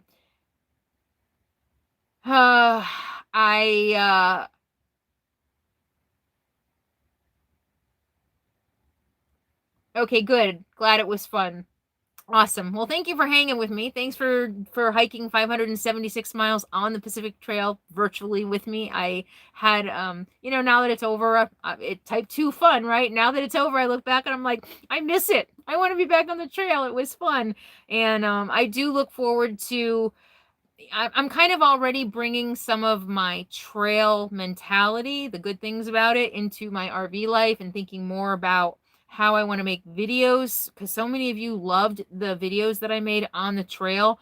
So I kind of want to bring some of that into my RV life videos. I'm not really sure what that means, but I don't know. I want to keep making videos that you enjoy, that aren't just, I don't know, boring, I guess. So I'm thinking about it. I'm thinking about what I can do to keep my videos interesting. Oh, yeah. Anyway, yeah, there's more to come. So thank you all so much for hanging with me. Thank you all so much for the super chat, $689. That's a record.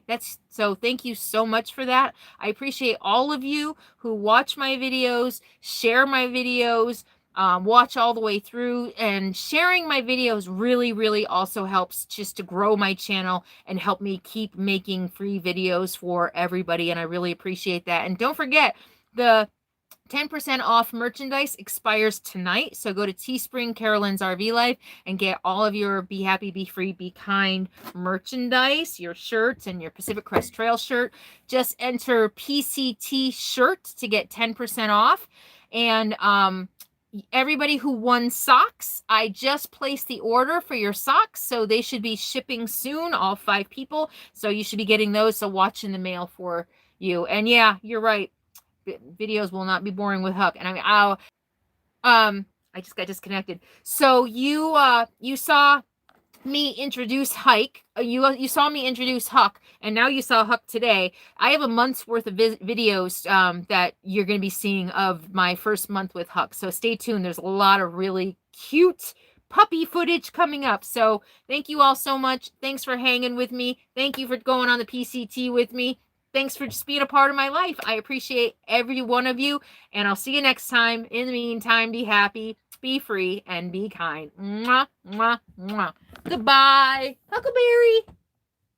What do you think, Huck? Huck? Say bye. All right. See you all. Thanks for hanging.